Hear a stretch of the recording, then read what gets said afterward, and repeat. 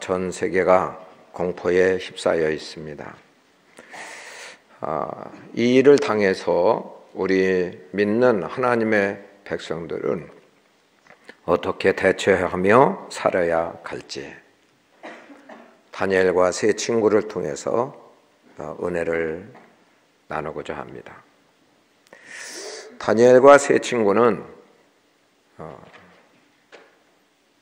예수 믿는 나라에서 태어나고 예수 믿는 그 나라에서 어린 시절을 보내다가 나라가 기울어져 가요. 그리고 여호야김 왕이 바벨론 나라에 끌려갑니다. 그리고 하나님의 성전의 그릇들이 바벨론 나라에 빼앗겨서 그들이 갖고 가서 그들 신전에 보물창고에 갖다 넣어둡니다. 과연 너희가 믿는 하나님이 어디 계시냐? 바벨론은 하나님 없는 세계, 하나님 믿지 않는 세상의 대명사가 바벨론이죠. 그래서 세상 나라 신이 하나님의 신을 이긴 것처럼 여겨지고, 그리고 세상이 크게 보이고 세상의 권세자들이 세계 역사를 좌지우지하는 그 같은 존재인 것을 세상 사람들은 알고 있고 의기양양해 하던 그 같은 시기에 살던 소년들이었죠. 자, 그들이 이와 같은 자기 나라가 기울어져 가고 있고 하나님 섬기는 그와 같은 나라인데 하나님 없는 세상의 나라에 점령당하고 포위당하고, 그리고 예루살렘 성전 하나님이 계시다고 하는 하나님 백성들이 임재하여 계신 그 하나님께 영광을 돌리는 그곳에 그릇들이 도적질 당하는 그 같은 이 현실 앞에 그들이 어떻게 이 역사를, 그 상황을 해석하는가? 세상 사람들이 해석하는 대로 하나님이 과연 힘이 없으셔서 당하신 것인가? 그들의 해석이 달란 것을 볼 수 있어요. 다니엘서 1장 2절을 보시겠습니다. 같이 읽겠습니다. 주께서 유다 왕 여호야김과 하나님의 전 그릇 얼마를 그의 손에 넘기심에 그가 그것을 가지고 신할 땅 자기 신들의 신전에 가져다가 그 신들의 보물창고에 두었더라. 아멘. 주어가 주께서입니다. 여호와 하나님께서 느부갓네살 왕에게 나라도 넘기시고 또 성전의 그릇들도 넘기셔서 주님이 주권을 가지시고 넘기셨다는 거예요. 그래서 나라가 바벨론에 의해 점령당한 것이고, 또 성전의 그릇들이 빼앗김을 당했다는 것이죠. 하나님이 하셨다는 거예요. 하나님이 그 모든 일을 행하셨다는 것을 그들은 해석하고 있습니다. 여러분, 동일하게 오늘 이 세상에도 하나님이 역사를 주관하시고 나라의 흥망성쇠를 좌우하시는 분이신 줄로 믿습니다. 하나님이 하시는 거예요. 여러분, 중국의 우한에서 지금 신종 바이러스가 발생되고 많은 사람이 죽고, 그리고 이 동남아 지역에 많은 사람들이 염려하고 두려워하고 있는 것이 사실입니다. 자, 근데 그 배후에서 보면, 자세히 들여다보면 중국이 경제대국 2위로 세계에 부상하고 시진핑이 온 세상을 자기의 영향권 아래에 둘 수 있다. 그런 생각을 갖고 있습니다. 그리고 중국은 사회주의 국가로서 사회주의 근간을 흔드는 것을 기독교는 적대 세력으로 그렇게 단정하고 기독교를 탄압해요. 그래서 중국에 있는 한국 선교사들을 벌써부터 오래전부터 추방하고 있습니다. 우한시는 2019년 작년에 종교 탄압 모범 도시로 선정했던 도시예요. 그곳에서 지금 선교 활동을 하고 있는 주기철이라고 하는 가명 선교사님의 보고에 의하면 작년 한 해 동안 중국 우한시에 십자가 내걸린 가정교회들을 파괴하고 불살르고 포크레인으로 무너뜨리고 48군데 했습니다. 중국 교회 그 내부에 CCTV를 설치하고 예배를 감시합니다. 중국 당국자들의 입맛에 맞는 번역본을 보급해서 성경을 자기 마음대로 주물러서 이렇게 번역해서 보급해서 그것을 읽도록 합니다. 예배 시간에 오성기와 시진핑 사진을 걸어놓게 하고 국가를 선전하는 시간을 10분 이상 갖도록 예배 시간에 끼워 넣는 순서가 있어요.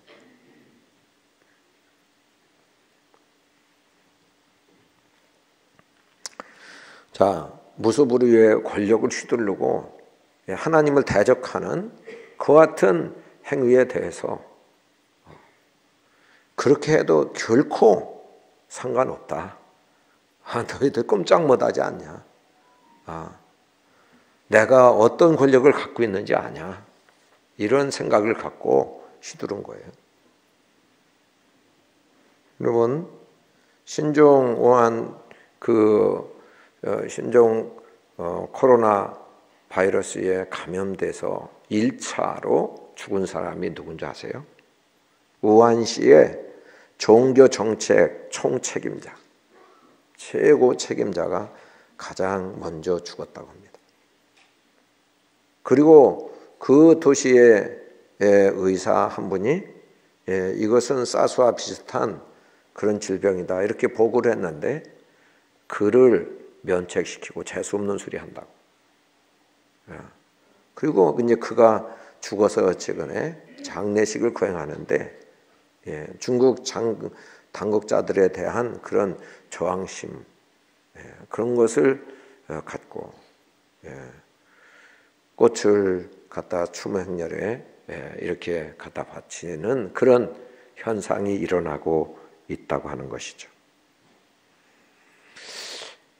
하나님은 이 역사가 하나님 없는 세상의 권력자들과 그런 부에 휘둘리는 것 같지만 오늘도 하나님은 일하고 계십니다. 하나님은 심판하고 계십니다.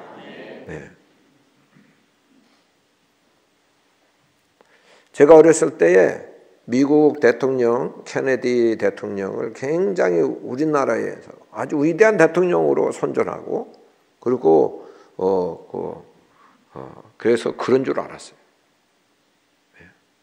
그런데 케네디 대통령 지금 와서는 그가 결정적인 실수를 했고 그의 가문이 패가망신한 것을 보게 돼요. 그 나라도 그의 잘못된 그런 정책 때문에 어려움이 시작된 것을 보게 되죠. 그가 미국의 선조들은 신앙의 자유를 찾아서 신대륙에 가서 믿음 생활한 거예요. 자기 집 짓기 전에 교회 먼저 짓고 학교 먼저 짓고 그리고 나중에 교회 짓는 거예요. 나라의 모든 학교들에서 성경을 가르치고 예배 드리는 것이 전통이었어요. 그런데 케네디 대통령이 자기 똑똑하다고 권좌에 오르자마자 인권을 탄압하고 자유를 제한한다 그렇게 해서 학교에서 성경 가르치는 거 폐지시켰어요. 예배 못 드리게 했어요. 왜? 종교 편향되냐? 그때부터 미국 사회가 혼란이 일어납니다. 청소년들이 마약 중독자가 생기고, 그리고 폭력이 일어나고 총기 사고가 발발하기 시작해요. 케네디 대통령 암살당했어요. 그 동생 로버트 케네디 유세 도중에 역시 암살당했어요. 그 여동생 요양시설에서 평생을 살다 죽어요. 그 다른 동생 비행기 추락으로 죽어요. 그의 존 F 케네디 대통령의 외아들 비행기 타고 가다 비행기가 추락돼서 부부가 죽어요. 마지막 에드워드 케네디 배우와 스캔들 속에 휩싸여 있다가 차 사고로 죽어요. 폐가 망신합니다. 하나님을 대적하는 정책. 그것이 그냥 해도 괜찮은 것 같지만 당시에 국민들과 전 세계 사람들의 그런 추앙의 대상이 됐지만 인기도 있었지만 역사를 가만히 뜯어보면 하나님이 공의로우신 하나님이 심판하시는 것을 보게 돼요. 최근에 트럼프 대통령 도덕적으로 그가 존경받지는 못하지만 그러나 전 나라의 모든 공립학교에서 성경을 가르치지 않고 예배를 드리지 않는다면 연방지원금을 주지 않는 법령을 선포하고 주지 않겠다고 했어요. 오늘날에도 역사는 사람들에 의해서 좌지우지하는 것 같지만 하나님이 다 이 역사를 하나님 뜻대로 운행해 가시고 움직여 가시는 줄로 믿습니다. 우리는 역사의 그런 주인공이 하나님이 행하시는 일을 봐야 돼요. 세상 사람들은 겉모습만, 드러난 모습만 봐요. 그래서 빨리 이런 일이 생기지 않았으면 좋겠고 이런 일이 지나갔으면 좋겠다는 그런 생각만 갖고 있어요.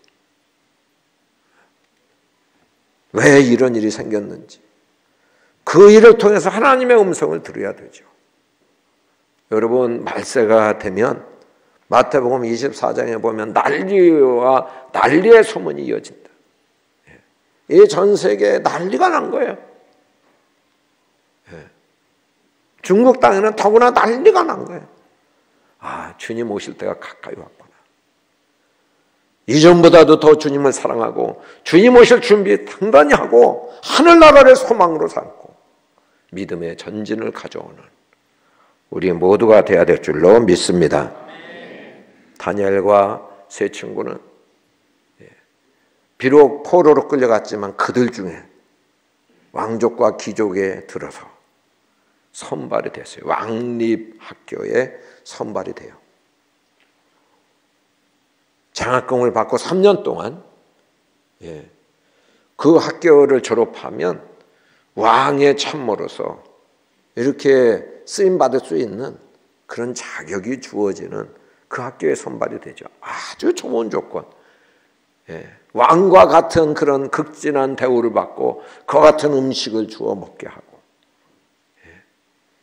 그런 화려한 그런 세상의 환경 속에 살아가게 돼요. 그러나 그들은 그 모든 환경 문화를 무조건 수용하거나 다 받아들이지 않았어요.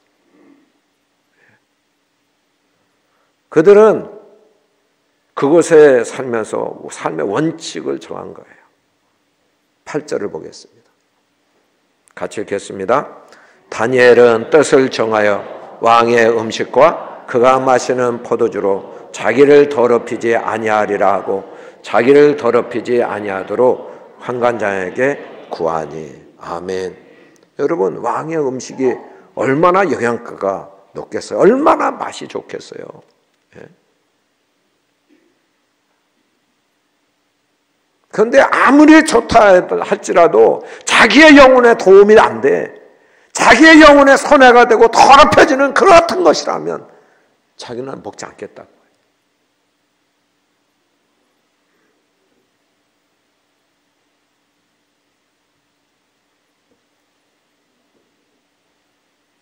이들은 왜 그런 원칙을 정했어요?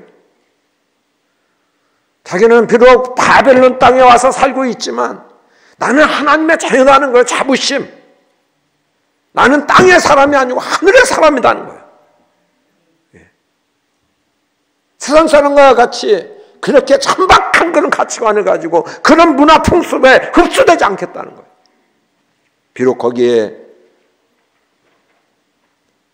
포로로 끌려갔지만 만왕의 왕이신 하나님의 자녀답게 거룩하게 구별되게 깨끗하게 살겠다는 거죠. 그들은 세상에서 이렇게 극진한 대우를 해주면서 자기들을 어떻게 하려고 하는 그런 음모, 영적인 음모를 알았어요. 하나님 자녀된 그런 색깔을 다 벗겨버리고 세상 사람으로 바벨론화 시키는 그 같은 수작과 음모를 읽고 깨닫게 된 거예요. 6절에서 7절 한번 보겠습니다. 같이 읽겠습니다. 그들 가운데는 유다 자손 곧 다니엘과 하나냐와 미사엘과 아사랴가 있었더니 환관장이 그들의 이름을 고쳐 다니엘은 벨드사살이라 하고 하나냐는 사다락이라 하고 미사엘은 메삭이라 하고 아사랴는 아벳느고라 하였더라. 아멘. 네. 이름을 바벨론식으로 다 고쳐요. 우리를 하나님의 백성에서 희석시키고 자꾸 색깔을 다 빼고 바벨론으로 물들여야 된다. 물들이려고 하는 그런 음모를 안. 너희들이 겉으로 그 학교 졸업장은 줄 수 있지만 우리는 속은 바꿀 수 없어. 우리는 하나님 자녀야. 예. 이런 거룩성, 하나님 자녀된 그런 정체성을 고수하고 간직하고 보호하고 지키려고 하는 그런 원칙을 갖고 산 거예요. 그렇기 때문에 세상 사람들이 좋아하는 아무리 좋은 것이라 할지라도 그것이 내 영혼에 해가 되고 하나님 앞에 내 영혼이 더럽혀지게 되고 믿음이 식어지고 세상화되어져 버리는 그 같은 미끼가 되고 유혹이 되고 그 같은 그 요소가 된다면 그것을 단호히 거절하고 끊어버리는 거예요. 만약 음식이 술을 먹고 담배를 피우는 것이 내 영혼에 해가 된다면 단호히 끊어버리는 거죠. 믿음 생활에 그것이 방해가 된다면 끊어버리는 거예요. 하루 종일 핸드폰을 갖고 살아요.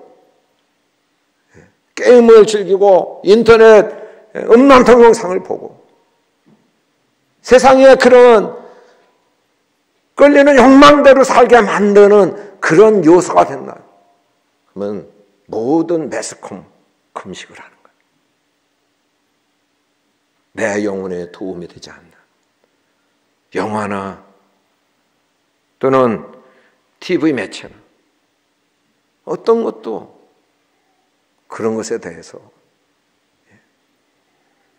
끊어버리는 그 같은 단호함이 원칙이 그들에게 있었던 것을 보게 되죠. 내가 하나님의 백성으로 하나님의 백성답게 살아갈 힘과 용기를 어디에서 얻어요? 예배 시간을 통해서 얻어요. 계속 공예배를 고수하고 예배의 시간 절대 손해보지 않고 100% 참석하겠다. 그런 원칙.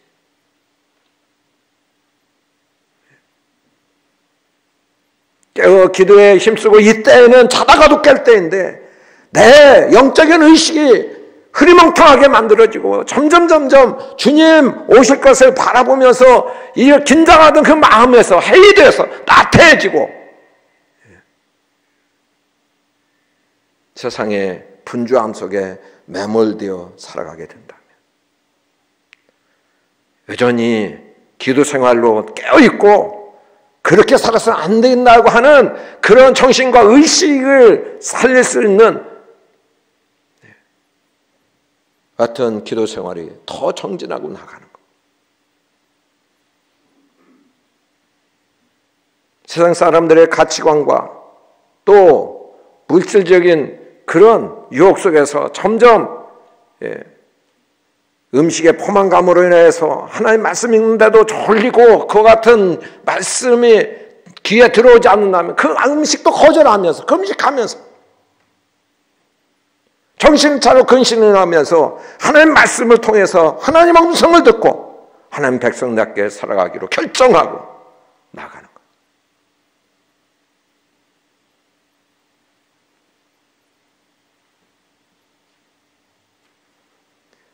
최소한의 하나님 백성으로서 살아가는 그런 정체성을 잃지 않고 살아가기 위해서 원칙을 정하고 양보할 것 양보하지만 그러나 양보 못할 그런 경계선 울타리를 분명하게 하고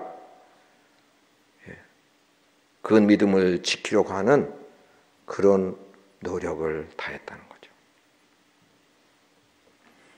여러분, 이렇게 산 사람이 시대에 뒤떨어지고 또는 삶의 그런 그 루저가 되고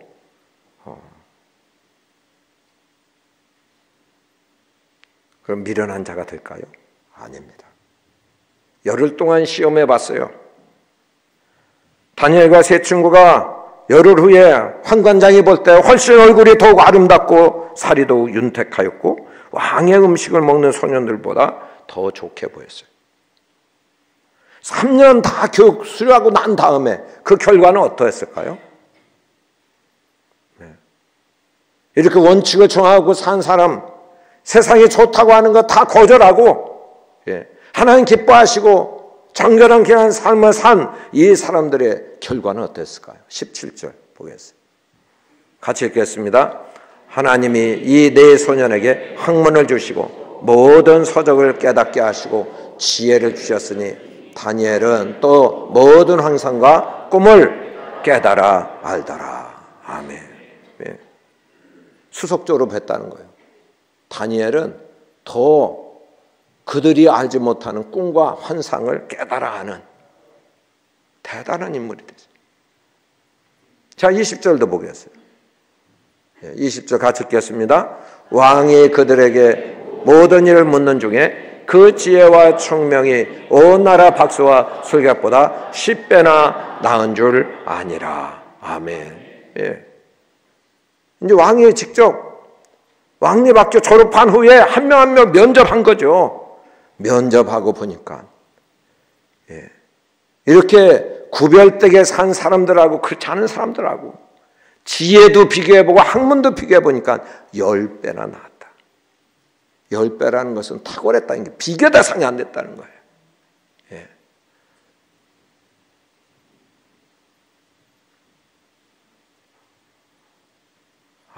성경이니까 그렇게 기록했지.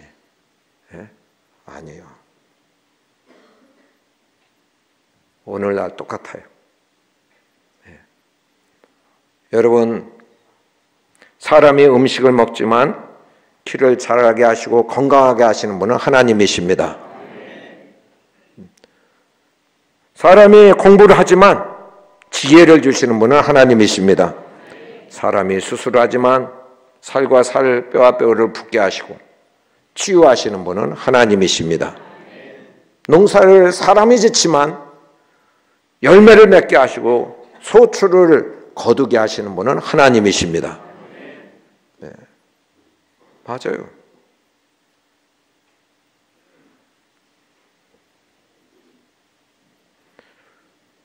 여러분, 이렇게 훈련 받을 때, 잘할 때 이거는 잘 몰라요. 그 차이를 잘 몰라요. 받는 사람이나 안 받는 사람이나.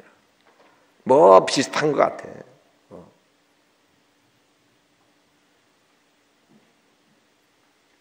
그러나 일단 위기 상황을 만나고 평생을 돌아다 보면 훈련 받고 이렇게 양육 받는 것이 탁월하게 살게 되는 거예요.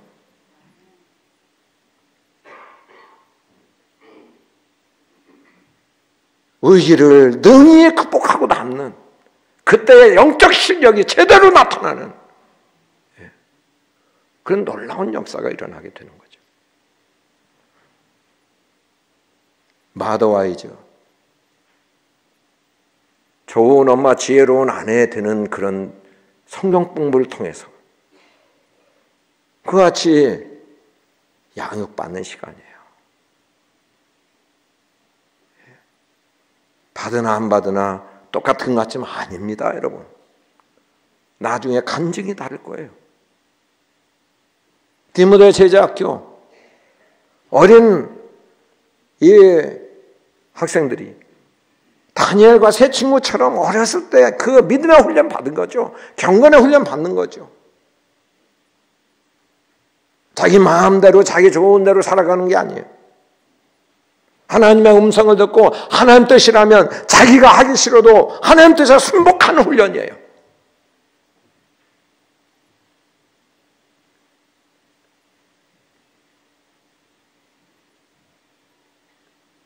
저희가 좋아해도 하나님이 하지 말라고 하시면 하지 않는, 하나님 음성을 따라서 사는, 그것이 삶의 기반이 되고 체질이 되게 만드는 훈련이 디모데 제자학교 훈련이에요. 하나님의 그런 인생을 책임지세요. 하나님의 그 인생의 주인이 되십니다. 네. 평생토록 그 경건의 훈련은 내 새까지 큰 축복과 보탬이 되는 거예요. 그렇지 않은 가정생활돼요. 예.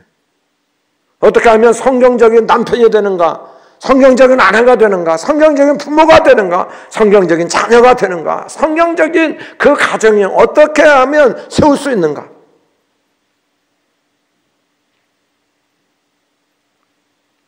양육을 받는 시간이에요.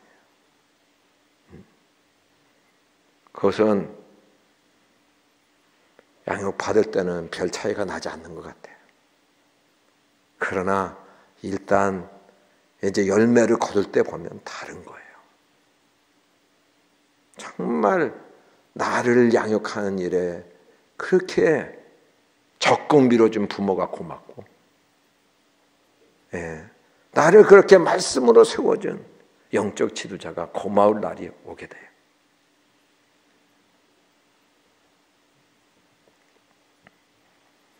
하나님의 백성들이 이 세상을 살아갈 때 마귀의 공격은 두 가지로 오는 거예요. 하나님 백성으로 살아가지 못하도록 마귀의 공격, 전술, 두 가지인데, 하나는 물질적인 그런 풍성한 부유함, 또 일상의 삶의 안락한 편리함, 이런 것으로 인해서 세상이 좋아지게 만드는, 세상에 매몰되게 만드는 이런 전략이죠. 다니엘과 세 친구는 거기 도착하자마자 이 전략, 이런 방법으로 그들을 공격한 것이죠. 그러나 절대 속지 않았죠. 원칙을 정하고 거기에 매몰되지 않고 여전히 하나님 백성으로서의 정체성을 지켜나갈 때 하나님께서 그들을 복을 주셨어요. 그것이 자산이 되잖아요. 다니엘 2장에 보면 느부갓네살 왕이 꿈을 꿔요. 꿈자리에서 사나운데 꿈이 기억이 안 돼. 전국에 있는 꿈을 해석하는 모든 지혜로운 자를 다 불러 모아서 내 꿈이 뭔지 알아내라는 거예요. 그리고 해석 안 하면 다 죽여버린다. 이 인생 위기죠. 다니엘과 세 친구도 끌려갔지요. 다니엘 당당히 얘기하죠. 왕이요, 뭐 그렇게 급하십니까? 꿈의 해석은 하나님께 있습니다. 시간을 달라는 거예요. 이 다니엘은 그냥 시간 벌기 위해서 땜질하기 위해서 달라고 한 게 아니죠. 자신 있는 거예요. 하나님께 기도해서 그 꿈을 알아내고 그리고 해석해 주잖아요. 그 은사를 언제 받았어요? 깨끗하게 살 때, 원칙을 정하고 살 때 하나님이 더 물어주는 은혜의 선물이요. 그거 가지고 인생의 위기를 넘겼어요. 자, 다른 한 가지는 외부적인 고난과 또 박해를 통해서 하나님 백성으로 살아가지 못하도록 걸려 넘어지게 만드는 요소죠. 정치적인 압박, 혹은 경제적인 압박, 고난, 이런 것이 이제 마귀가 주는 시험이죠. 공격이죠.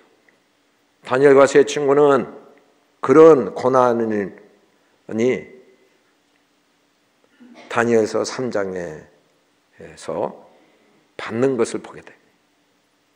느부갓네살 왕이 금신상을 만들어요. 자기의 신상을 만들죠. 그리고 그것을 완성하고, 그리고 낙성식 때 그들을 초청해요. 다니엘의 세 친구를 초청해요. 그리고 악기 소리가 들릴 때에 다 엎드려 절해라. 금신상에 절해라. 하나님 백성의 1계명, 2계명 당장 이것은 도무지 하나님 백성으로서 그렇게 할 수 없는 일이에요. 그들은 그런 명령 앞에, 왕의 명령 앞에 두려워하지 않았어요. 만약 절하지 않으면 풀무불 속에 집어던져 넣는다는 그런 법령이 공포됐어요. 시간이 왔어요. 뻣뻣하게 서 있었어요. 갈대아 사람 중 한 명이 고발을 해요. 왕이 대노합니다. 그리고 그들의 지혜가 뛰어나다 할지라도 만약 다시 한번 기회를 주는데 풀무불 속에, 맹렬히 타는 풀물 속에 던져 넣는 줄 알라. 그랬더니 그들의 반응이 중요하죠. 하나님 백성의 그 다니엘의 세 친구의 반응을 한번 보겠습니다. 3장 16절에서 18절입니다. 같이 읽겠습니다.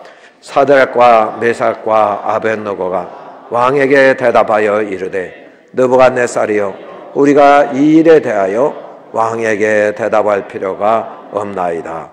왕이여, 우리가 섬기는 하나님이 계시다면 우리를 맹렬히 타는 풀무불 가운데서 능히 건져내시겠고 왕의 손에서도 건져내시리이다. 그렇게 하지 아니하실지라도 왕이여, 우리가 왕의 신들을 섬기지도 아니하고 왕이 세우신 금신상에게 절하지도 아니할 줄을 아옵소서. 아멘. 그럴 수 없다는 거예요. 풀무불에 집어 던져 넣어도 우리 하나님께서 그냥 내버려 두시지 않는다. 그분이 우리를 보호하시고 지킬 거야. 만약 그렇게 하지 아니하실지라도 우리는 하나님 배반하지 않아. 다 죽으면 숨겨지. 여전히 나의 하나님이셔. 그래서 다음 기회에 주었어도 절하지 않죠. 집어 던져 넣었어요. 그런데 느부갓네살 왕이 놀래요. 세 넣는데 네 사람이 있는 거예요. 예수님이 그들을 보호하고 지키시는 것을 보게 된 거죠. 그리고 그들 빨리 나오라고 하죠. 여러분, 우리가 믿음의 거침이 되고 방해가 되는 어떤 외부의 압력이나 고난이나 핍박이 온다 할지라도 거기에 걸려 넘어지지 않고 여전히 하나님은 나의 하나님이시며 하나님을 신뢰하여 어떤 상황이나 어떤 고난이 와도 늘 감사하고 그 고난을 통해서 하나님 주신 그런 깨닫고자 하시는 하나님의 음성을 듣고 더 유익하게 되는 우리 모두가 되기를 축복합니다. 방해할수록 더 주님을 사랑하고 더 뜨겁게 예배하며 기도하며 또 말씀 가운데 하나님의 음성 듣고 살아가는 반대 정신으로 살아가는 우리 모두가 되기를 예수님의 이름으로 축복합니다. 우리 같이 통성으로 기도하겠습니다. 하나님의 온 세상을